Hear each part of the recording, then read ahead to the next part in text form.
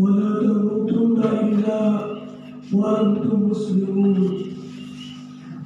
وقال أيضا يا أيها الذين آمنوا ادخلوا في السلم كافة ولا تتبعوا خطوات الشيطان إنه لكم عدو مبين إلى آخر الآية. Hadirin kaum muslimin sidang jamaah Jumat yang insyaallah sama-sama dirahmati dan dimuliakan oleh Allah Subhanahu wa taala. Alhamdulillah, marilah kita senantiasa memanjatkan puji dan syukur kita kehadirat Allah Subhanahu wa taala, Tuhan yang senantiasa melimpahkan rahmat dan karunia kepada kita semua, sehingga pada siang hari ini karena dengan rahmatnya yang memberikan kita umur yang panjang, tubuh yang sehat, sehingga kita semua masih dapat meluangkan waktu kita untuk datang di tempat yang sangat berbahagia ini guna melaksanakan kewajiban kita masing-masing sebagai hamba Allah, yakni salah satu di antaranya adalah tentunya sholat Jumat secara berjamaah. Hadirin kaum muslimin sidang jemaah Jumat yang berbahagia, kami kembali kepada mukadimah khutbah saya. Ada ayat yang saya bacakan tadi, ya ayyuhalladzina amanu udkhulu fis silmi kaffah ولا تتبعوا خطوات الشيطان إنه لكم عدو مبين. Hai orang-orang yang beriman, masuklah kamu ke dalam Islam secara keseluruhan, jangan sekutu-sekutu. Wala tattabi'u khutuwatis syaitan, dan janganlah kamu mengikuti langkah-langkah syaitan. Innahu lakum aduwwun mubin, karena sesungguhnya syaitan itu adalah musuh yang nyata bagi kalian. Hadirin kaum muslimin sidang jemaah Jumat yang sama-sama dirahmati dan dimuliakan oleh Allah Subhanahu wa taala. Jadi langkah-langkah syaitan itu banyak. Pada zaman Nabi pernah ada orang sakit. Orang sakit itu dia berdasar, ya Allah ya Tuhan kami, kalau saya sembuh dari sakitku ini, saya akan berdasar memberikan hadiah atau sedekah kepada syaitan. Hingga apa yang terjadi? Menjelang beberapa hari kemudian dia sembuh dari penyakitnya. Lalu dia datang sholat Jumat di masjid.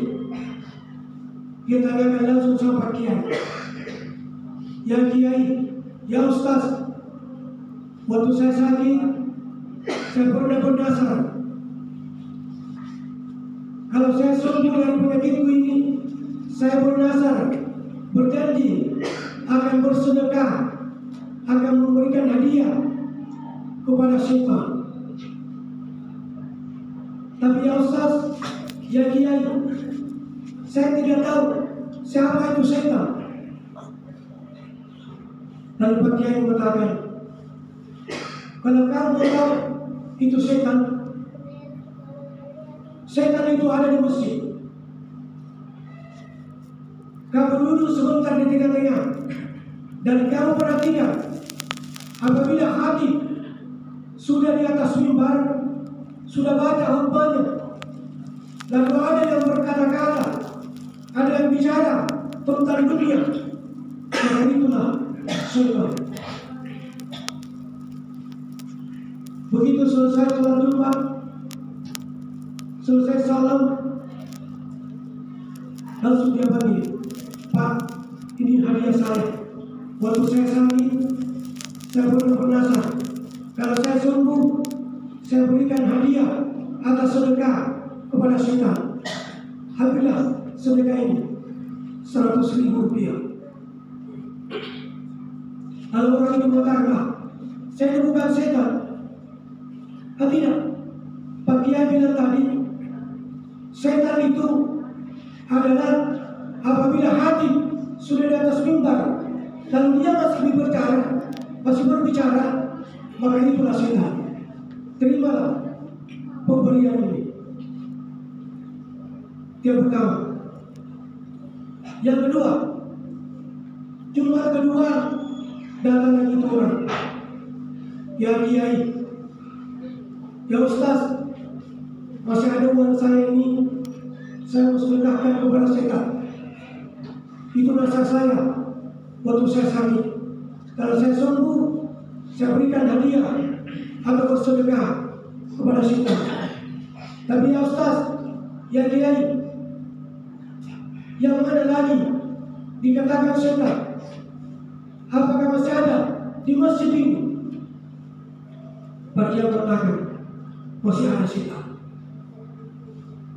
Saya itu ya Kiai, ya Ustaz, katanya, kalau kamu tahu itu setan, sebentar kamu duduk paling belakang. Perhatikan, siapa yang paling belakang masuk, tanda itulah setan. Apabila hakim sudah ada mimbar, lalu ada yang paling di belakang masuk, itu katanya setan. Ternyata orang itu dia duduk paling belakang. Selesai sholat, dia lihat, dia tandai yang paling di belakang datang, paling di belakang masuk di masjid. Selesai sholat, langsung dapat cek-cekan. Dia ambil amplop, boleh bilang, Pak, waktu saya sakit, saya bernasar, kalau saya sembuh, saya berikan sedekah atau hadiah kepada setan. Terimalah hadiah ini. Orang itu mengatakan, saya ini bukan setan, saya ini manusia. Tidak, tapi kata Pak Kiai, apabila hakim sudah di atas mimbar, lalu ada orang yang paling di belakang masuk, itulah setan. Ternyata tadi bapak yang paling di belakang masuk, ambillah hadiah ini. Dia lupa juga, karena dia pikir uang pasti ini, uang 100. Dia ambil uang itu. Hanya Jumat ketiga, ini sudah 2. Yang ketiga, Jumat berikutnya datang lagi orang itu, masih ada uangnya. Ustaz, Pak Kiai, ini masih ada uangku.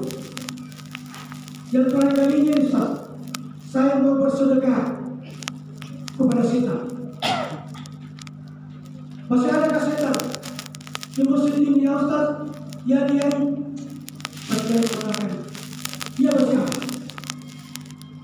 Siapa ya Ustaz? Siapa itu Kiai? Pak Kiai mengatakan, kalau kamu mau tahu itu setan, kamu duduk paling belakang. Perhatikan sebentar. Apabila selesai sholat, selesai salat Jumat, dia baru berzikir, lalu ada yang paling dulu meloncat keluar dari pintu masjid, itulah syaitan. Ternyata ada anak muda, begitu selesai salam langsung loncat lari keluar, langsung ditandai, Selesai sholat Jumat langsung diberikan hadiah. Pak, ini hadiah saya untuk setan. Karena saya pernah sakit, kalau saya sembuh, saya bersedekah kepada setan. Terimalah hadiah ini. Wah, saya bukan setan, saya manusia. Tidak iya, tapi sifatmu setan, perbuatanmu setan. Kata Pak Kiai, kata Pak Ustaz, tanya Ustaz di dalam. Ini sering terjadi di kalangan anak-anak muda kita. Orang tua masih berzikir, WhatsApp berkirim, langsung loncat. Tidak ada etikanya, tidak ada alatnya, langsung meloncati orang tua. Ini perlu diperhatikan anak muda. Jadi 3 setan yang ada di masjid. Yang pertama, khatib sudah ada di mimbar, dia sudah berbicara, masih berbicara. Yang kedua, setan kedua yang paling di belakang datang. Setan ketiga yang paling cepat keluar di masjid sebelum berdoa. Kemudian langkah-langkah setan, wala tattabi'u khutuwatis syaitan. Janganlah kamu mengikuti langkah-langkah setan. Termasuk langkah-langkah setan orang yang tidak sholat. Sebab apa? Ada 3 macam saja orang yang tidak boleh sholat. Boleh tidak sholat, bukan tidak boleh, tapi boleh tidak sholat. Ada 3 macam manusia yang boleh tidak sholat. Yang pertama, anak-anak yang belum balik, artinya belum pernah mimpi basah, itu boleh tidak sholat. Yang kedua, perempuan yang belum datang haidnya, itu boleh tidak sholat. Itu anak-anak yang belum balik. Kemudian yang kedua, yang boleh tidak sholat, orang gila. Selama dia gila, boleh tidak sholat. Tetapi setelah sembuh dari gila, wajib sholat. Yang ketiga, yang boleh tidak sholat adalah orang yang berada dalam tekanan. Misalnya kita mau sholat, ada orang mengatakan, kalau kamu sholat, saya tembak kamu. Kalau kamu sholat, saya potong kamu. Di saat dalam tekanan itu, boleh tidak sholat. Tapi setelah lepas dari tekanan, wajib kita sholat. Hadirin kaum muslimin sidang jamaah Jumat yang insyaallah sama-sama dirahmati dan dimuliakan oleh Allah Subhanahu wa taala. Insyaallah khutbah Jumat ini jam 2 sebentar bisa kita tonton di YouTube. Ini secara langsung ini Pak, syuting langsung di video. Ada tukang syuting saya bawa. Salah jam 2, paling terlambat jam 3 sudah bisa kita lihat gambar kita, karena semua jemaah di syuting. Hadirin yang saya hormati, karena kita terikat oleh waktu, mudah-mudahan apa yang saya sampaikan ada manfaatnya bagi kita semua, terutama pada diri pribadi saya sendiri. Amin. Amin ya rabbal alamin. Barakallahu li wa lakum fil Qur'anil Karim wa nafa'ani wa iyyakum bima fihi min ayati wa zikril hakim wa taqabbal minni wa minkum tilawatahu innahu wal ghafurur